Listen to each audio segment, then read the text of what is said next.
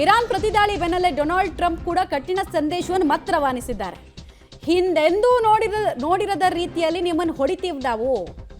Iran ಪ್ರತಿದಾಳಿ ಮಾಡದೇ ಇದ್ರೆ ಬೆಟರ್, ಇಲ್ಲಾಂದ್ರೆ ಅನುಭವಿಸ್ತೀರಾ ನೀವು, ಇನ್ನೂ ಅನುಭವಿಸ್ತೀರಾ ನೀವು ಅಂತ ಹೇಳ್ತಿದ್ದಾರೆ. ಕಠಿಣವಾದ ದಾಳಿ ಮಾಡಿದ್ರೆ ಪ್ರತಿಫಲ ಅನ್ನೋದು ಕಟ್ಟಿಟ್ಟ ಬುತ್ತಿ. ನಾವು ಏನು ಕಡಲೆಪುರಿ ತಿಂತ ಕೂತಿರಲ್ಲ, ನಾವು ಮತ್ತಷ್ಟು ಅಟ್ಯಾಕ್ ಮಾಡ್ತೀವಿ. ನಾವೆಲ್ಲದಕ್ಕೂ ರೆಡಿ ಇದ್ದೀವಿ. ನಾವು ಮಂತ್ಸ್ಗಳ ಗಟ್ಟಲೆ ಪ್ರಿಪ್ರೇಷನ್ ತೊಗೊಂಡಿದ್ದೀವಿ. ಯುದ್ಧ ನೌಕೆಗಳನ್ನು ಡೈವರ್ಟ್ ಮಾಡಿದ್ದೀವಿ. 6-7 ತಿಂಗಳಿಂದ ನಾವು ಪ್ರಿಪೇರ್ ಆಗ್ತಾ ಬಂದಿದ್ದೀವಿ. ನೀವು ಎಷ್ಟು ಆ ಕಡೆಯಿಂದ ಬಾರಿಸ್ತೀರೋ ನಾವು ಅದಕ್ಕೆ ಡಬಲ್ ಕೊಡ್ತೀವಿ ಅನ್ನೋ ರೀತಿಯಲ್ಲಿ ಅಮೆರಿಕ ಮಾತಾಡ್ತಾ ಇದೆ. ಅಮೆರಿಕ ಅಧ್ಯಕ್ಷರ ಧ್ವನಿಯಲ್ಲಿ ಹೊರಬಿದ್ದಿರುವ ಮಾತುಗಳು ಇವು. ಡೀಟೇಲ್ಸ್ ಕೊಡ್ತಾರೆ ಶಬೀರ್. ಆಲ್ರೆಡಿ ಯುದ್ಧ ಕಾಲಕ್ಕೆ ಇಡೀ ಜಗತ್ತನ್ನ ಅಮೆರಿಕಾನು ಕರ್ಕೊಂಡು ಹೋಗಿದೆ, ಇರಾನು ಕರ್ಕೊಂಡು ಹೋಗಿದೆ. ಅಮೆರಿಕ ಮತ್ತು ನಾವು ಸುಮ್ಮನೆ ಕೂತ್ಕೊಳ್ಳಲ್ಲ, ನಮ್ಮನ್ನು ಮುಟ್ಟಿದ್ರೆ ಮತ್ತೆ ತಟ್ತೀವಿ ಅಂತ ಮತ್ತೊಮ್ಮೆ ಎಚ್ಚರಿಕೆ ಕೊಟ್ಟಿದ್ದಾರೆ. ಈ ಪ್ರೊವೊಕೇಶನ್ ಇನ್ಯಾವ ದೊಡ್ಡ ಅನಾಹುತ ಲೀಡ್ ಮಾಡ್ಬೋದು ಅಂತ ನೋಡಿ. ಈಗ ಸದ್ಯಕ್ಕೆ ಇದು ಕೇವಲ ಇಸ್ರೇಲ್, ಇರಾನ್ ಮತ್ತು ಅಮೆರಿಕದ ನಡುವೆ ನಡೀತಿರುವಂಥ ಒಂದು ಜಗಳ ಅಥವಾ ವಾರ್ ಅಲ್ಲ. ಇದರ ಹಿಂದೆ ಬೇರೆ ಬೇರೆ ದೇಶಗಳ ಕೈವಾಡವೂ ಕೂಡ ಭಾಳ ಸ್ಪಷ್ಟವಾಗಿ ಇರುತ್ತೆ. ನಾವಾಗಲೇ ಮಾತಾಡ್ತಾ ಇದ್ದಂತೆ ಅಮೆರಿಕ ಮತ್ತು ಇಸ್ರೇಲ್ಗೆ ಯಾವ ರೀತಿಯಾಗಿ ಉಳಿದ ಮುಸ್ಲಿಂ ದೇಶಗಳು ಬೆಂಬಲವನ್ನು ಕೊಡ್ತಾ ಇದ್ದಾವೆ ಅನ್ನುವಂಥದ್ದನ್ನು ಗಮನಿಸಿದ್ವಿ. ಇನ್ ದ ಸೇಮ್ ಟೈಮ್ ಇರಾನ್ಗೂ ಕೂಡ ಬ್ಯಾಕಪ್ ಎಷ್ಟು ದೊಡ್ಡ ಪ್ರಮಾಣದಲ್ಲಿ ಇದೆ ಅನ್ನುವಂಥದ್ದನ್ನು ಕೂಡ ನಾವು ಗಮನಿಸಬೇಕು.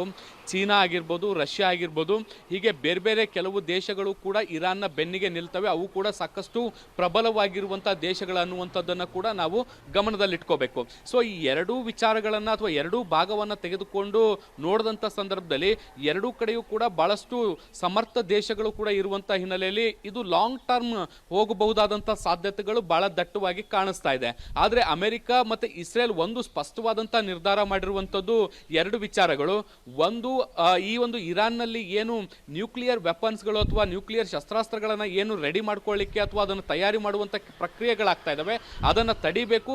ಮತ್ತು ಅದಕ್ಕಾಗಿ ಮಾಡಿರುವಂಥ ಮೂಲ ಸೌಕರ್ಯಗಳೇನಿದ್ದಾವೆ ಅದನ್ನು ತಯಾರು ಮಾಡಲಿಕ್ಕೆ ಅವುಗಳೆಲ್ಲವನ್ನ ಕೂಡ ನಾಶಪಡಿಸಬೇಕು. ಭವಿಷ್ಯದಲ್ಲಿ ಇರಾನ್ ಇನ್ಯಾವತ್ತೂ ನ್ಯೂಕ್ಲಿಯರ್ ವೆಪನ್ಸನ್ನು ಹೊಂದುವಂಥ ಪ್ರಯತ್ನವನ್ನು ಮಾಡಬಾರ್ದು. ಇದು ಒಂದು. ಭವಿಷ್ಯದಲ್ಲಿ ಇದು ನ್ಯೂಕ್ಲಿಯರ್ ವೆಪನ್ಗಳನ್ನು ಹೊಂದಬಾರ್ದು ಅಂದರೆ ಅಮೆರಿಕ ಮತ್ತು ಇಸ್ರೇಲ್ ಹೇಳಿದಂತೆ ಕೇಳುವಂಥ ಒಂದು ರಬ್ಬರ್ ಸ್ಟ್ಯಾಂಪ್ ಸರ್ಕಾರ ಅಲ್ಲಿ ಆಡಳಿತಕ್ಕೆ ಬರಬೇಕಾಗತ್ತೆ. ಅದನ್ನು ತರುವಂಥ ನಿಟ್ಟಿನಲ್ಲೂ ಕೂಡ ಪ್ರಯತ್ನಗಳು ನಡೀತಾ ಇದ್ದಾವೆ. ಅದಕ್ಕೆ ಪೂರಕವಾದಂಥ ಹೇಳಿಕೆಗಳನ್ನು ಇಸ್ರೇಲ್ ಪ್ರಧಾನಿ ಮತ್ತೆ ಅಮೆರಿಕದ ಅಧ್ಯಕ್ಷರು ಕೂಡ ಕೊಡ್ತಾ ಇರುವಂತದ್ದು.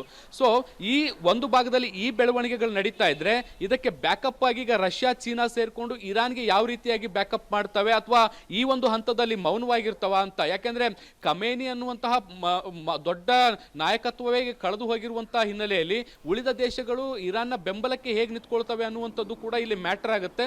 ಸೊ ಹೀಗಾಗಿ ಈ ಚೀನಾ ಮತ್ತೆ ರಷ್ಯಾದಂಥ ದೇಶಗಳು ಕೂಡ ಇರಾನ್ಗೆ ಈ ಹಂತದಲ್ಲಿ ಹೇಗೆ ಬೆಂಬಲವನ್ನು ಕೊಡ್ತವೆ ಅನ್ನುವಂಥದ್ದನ್ನು ನೋಡಬೇಕು. ಯಾಕಂದ್ರೆ ಸರ್ಕಾರ ರಚನೆಯ ವಿಚಾರಕ್ಕೆ ಬಂದಂತ ಸಂದರ್ಭದಲ್ಲಿ ಹಿಂದ್ಗಡೆ ನಿಂತ್ಕೊಂಡು ಸಪೋರ್ಟ್ ಮಾಡುವಂತ ದೇಶಗಳು ಕೂಡ ಬಹಳಷ್ಟು ಪ್ರಾಮುಖ್ಯತೆಯನ್ನು ಕೂಡ ಪಡ್ಕೊಳ್ತವೆ ಮತ್ತೆ ಪರೋಕ್ಷವಾಗಿ ಸಾಕಷ್ಟು ಅದು ಪರಿಣಾಮವನ್ನು ಕೂಡ ಬೀರ್ತವೆ.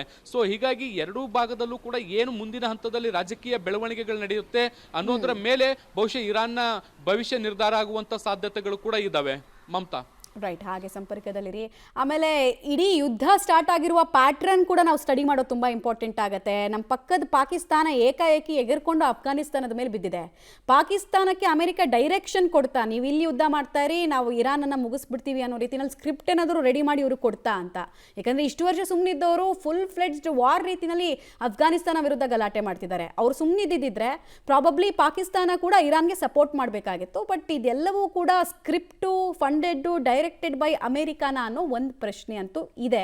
ಆ ಪ್ಯಾಟ್ರನ್ ಅನ್ನು ಕೂಡ ಕೆಲವು ಅಂತಾರಾಷ್ಟ್ರೀಯ ವಿಶ್ಲೇಷಕರು ಹೇಳ್ತಾ ಇದ್ದಾರೆ. ಅದ್ರ ಬಗ್ಗೆ ಕೂಡ ನಾವು ಮುಂದಿನ ಹಂತದಲ್ಲಿ ನಿಮಗೆ ಮಾಹಿತಿಯನ್ನು ಕೊಡ್ತೀವಿ.